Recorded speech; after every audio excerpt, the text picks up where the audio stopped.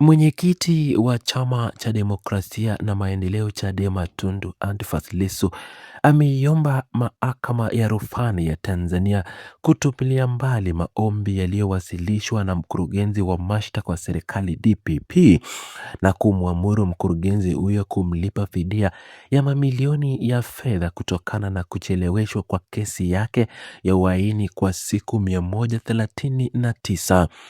Tundu Antipas Lissu alitoa hoja hiyo mbele ya jopo la majaji watatu wanaomjumuisha Jaji Mwaricha, Jaji Muruke na Jaji Hamisi katika kesi inayomkabili ya uhaini.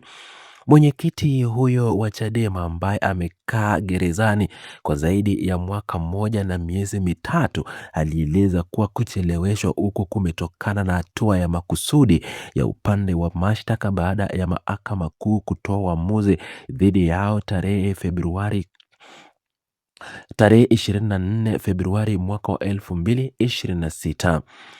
Hoja ya Lissu inaonyesha kuwa baada ya uamuzi huo wa Mahakama Kuu, upande wa mashtaka ulikimbia Mahakama ya Rufani na kusababisha kesi kuu kusimama kwa siku 139 hadi tarehe 3 Julai mwaka 2026. Hali hiyo imemfanya Lissu kubaki katika gereza la Ukonga kwa muda mrefu bila kesi yake kuendelea.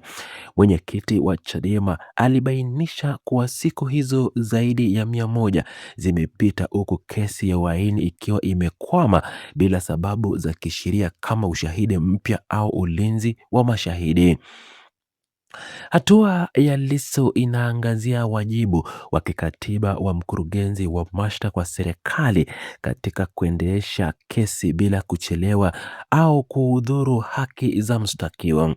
Alisisitiza kuwa maombi ya marekebisho yaliyowasilishwa na DPP yametumika kama mbinu ya kuchelewesha mwenendo wa kesi badala ya kutafuta haki au kulinda maslahi ya umma. Hoja hiyo inauliza faida gani kwa wananchi wa Tanzania ikiwa taasisi ya serikali zinatumia mbinu za kiukatiba kumweka mshtakiwa kizuizini kwa muda mrefu katika kesi inayobeba adhabu ya kifo. Tundu Antipas Lissu ameendelea kuonyesha uwezo wake wa kisheria licha ya kuwa kizuizini kwa zaidi ya miezi 14. Yeye binafsi ameandika na kuwasilisha maombi yake kutoka seli za gereza la Ukonga bila msaada wa timu rasmi ya mawakili. Katika mahakama alitaja nambari maalum ya kesi, vifungu vya sheria na kurasa za uamuzi wa Mahakama Kuu ilikiwemo ukurasa wa 432. Hali hiyo inaonyesha jinsi amejiandaa kwa kila siku ya kuzuiliwa chake ili kutetea haki yake. Kesi hii inahusisha madai ya uhaini yaliyotoka na hotuba ya Lissu kuhusu mageuzi ya uchaguzi kabla ya uchaguzi mkuu wa Oktoba mwaka 2025. Mkurugenzi wa mashtaka wa serikali aliwakilisha upande wa mashtaka katika kesi hiyo ambayo inaendelea kufuatiliwa na mashirika ya haki za binadamu na taasisi za kimataifa. Kucheleweshwa kwa kesi hiyo kumekwenda sambamba na kipindi ambacho Lissu amekaa katika ulinzi mkali katika gereza la Ukonga. Mwenyekiti wa chama cha Chadema alipanua hoja yake kwa kuingia katika nyanja ya kikatiba na kudai kuwa hatua za DPP inakiuka wajibu wa taasisi hiyo wa kuhakikisha kesi haizidhulumiwi. Alitaka Mahakama ya Rufani kutumia mamlaka yake si kutupia mbali maoni ya upande wa mashtaka bali pia kumwamuru malipo ya fidia kwa usumbufu uliosababishwa na siku 139 za ucheleweshwaji usio wa lazima. Hoja hiyo ina athari zinazozidi kesi maalum ya Lissu, kwani inaweza kuweka mfano kwa waendesha mashtaka chini kuhusu gharama za mbinu za kuendesha kesi. Jopo la majaji watatu linasubiri majibu ya upande wa mashtaka kabla ya kutoa uamuzi wake wote. Timu ya mkurugenzi wa mashtaka wa serikali inatarajiwa kuwasilisha hoja zao za kupinga madai ya Lissu.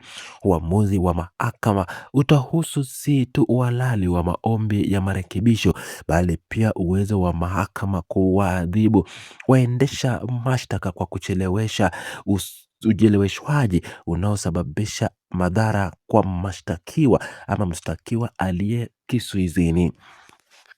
Tundu Antiphas Lissu ameweka rekodi mahakamani kuhusu muda wake wa kuzuiwa na athari za kucheleweshwa kwa kesi yake. Hoja zake zinaangazia umuhimu wa usawa katika mchakato wa haki, hasa katika kesi zinazohusisha adhabu ya kifo. Mwenyekiti wa Chadema alitaja kuwa amekaa gerezani kwa muda mrefu huku kesi yake ikisubiri bila mpangilio maalum. Kesi hii inaungana na masuala mapana ya utawala wa sheria nchini Tanzania, ambapo ucheleweshwaji wa kesi umekuwa na athari kwa haki za binadamu na imani ya umma katika mfumo wa mahakama. Hoja za Lissu zimeeleza kuwa kucheleweshwa hakuna faida kwa umma, bali kunatimiza lengo la kumweka mshtakiwa kizuizini kwa muda mrefu iwezekanavyo. Upande wa mashtaka sasa unapaswa kutoa majibu yanayoeleza kwa nini maombi hayo yanapaswa kusikilizwa na kwa nini kucheleweshwa kwa siku 139 kulihalalishwa. Majibu hayo yatakabiliwa na hoja kali za Lissu zinazotaka suluhisho ya fidia kwa madhara yaliyosababishwa. Muda wa siku 130 umehesabiwa kwa usahihi kutoka tarehe 24 Februari mwaka 2026 hadi tarehe 3 Julai mwaka huu wa 2026. Hesabu hiyo inaonyesha athari halisi ya hatua za kiutaratibu za upande wa mashtaka kwa maisha ya mshtakiwa na mwenendo wa kesi. Lissu ameendelea kutetea haki yake binafsi na kuonyesha uadilifu wa kisheria hata katika hali ngumu ya kizuizini. Mahakama ya rufani inatarajiwa kutoa uamuzi wake kuhusu ombi la Lissu la kutupiliwa mbali maombi ya DPP na suala la fidia. Maendeleo ya kesi yatakayofuatiliwa kwa ukaribu na umma wa Tanzania na wadau wa haki. Tundu Antiphas Lissu ametoa ujumbe mkubwa kupitia hatua yake mahakamani kuhusu umuhimu wa kesi na uadilifu katika kesi za jinai zinazohusu viongozi wa kisiasa. Hoja zake zimeweka msingi wa mjadala wa kisheria unaozidi zaidi ya kesi yake binafsi.